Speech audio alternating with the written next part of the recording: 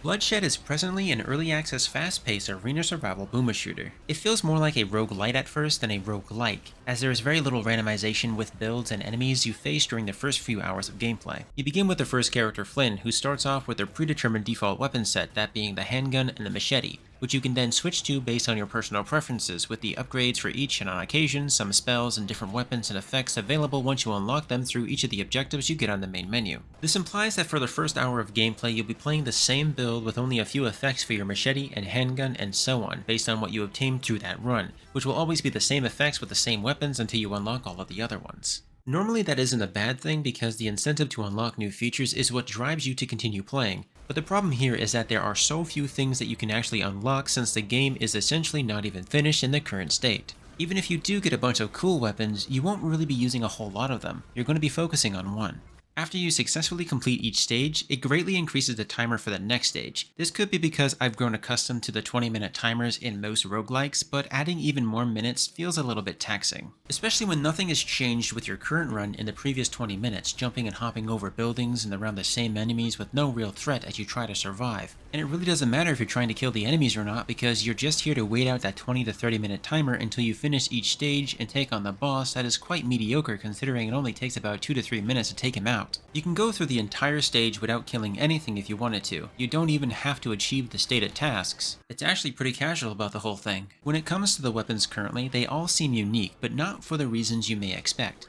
They are unique in the sense that they do not perform equally. Melee weapons are terribly slow and do not appear to provide much incentive to play a melee build until you eventually unlock Sakura Fury. You can really feel how fleshed out and smooth her skills are, while the machete, the frying pan, and the pitchfork feel a bit awkward to play around until they are fully leveled up with all of the effects. Single target weapons like the handgun are powerful but can only attack one target at a time. Thus, if you do not receive enough upgrades with the weapon in terms of damage upgrades, you will find it difficult to get through most of these hordes. The same could be stated for the Uzi, the Mage Staff, and many other power-ups and effects. They all feel so inaccurate that you'll rarely want to play with them because a weapon like the sawed-off shotgun is so accurate, efficient, and overall a superior choice. Bloodshed has a really clean and simple UI, with the conventional boomer shooter vibes and the ability to choose the quality of your liking. Whether you prefer more pixelation or more clear-cut images, the option is ultimately yours. There's a lot to like about what's currently available, from the weight of your shots to the sound effects, the dialogue, and even the crimson pulp of enemies as you blast your way through and around foes. There's clearly potential here. Each character that you choose to play as has a lot of clever statements when slaughtering hordes or simply telling you what's on their mind. You and me, little gun, we're gonna have a good night.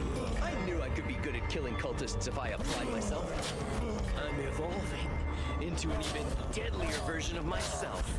And they did manage to integrate some reworded references that give them a lot more personality in a nostalgic and great way. I put a spell on you, and now you're dead. It appears like they're attempting to emulate Duke Nukem's style of character quotes and badassery. I'm here to kick ass and collect experience points. And that's what I'm gonna do. And I'm really all for it. The game really doesn't want you to stand still for more than a few seconds due to the demonic energy that will chase you, which keeps you moving and engaged with the combat and gameplay rather than trying to find a place of safety like you would with your average action roguelike. Because once you've reached a specific point in a build, you normally just kind of want to stand still and leave your computer on for the rest of the run. Bloodshed, however, is going to always want to keep you interacting with the game at all times. Currently there's only one chapter, which has 4 stages, but not much replayability except for wanting to try out some of the newly obtained weapons, spells, and of course, characters who become available to play after you successfully achieve their objectives. It's attempting to be a mindlessly entertaining, violent action roguelike that becomes more interesting the longer you are able to survive for. But in the current state of the game, while there is once again so much potential here for a run-and-gun boomer shooter that is fast-paced, thrilling, and difficult,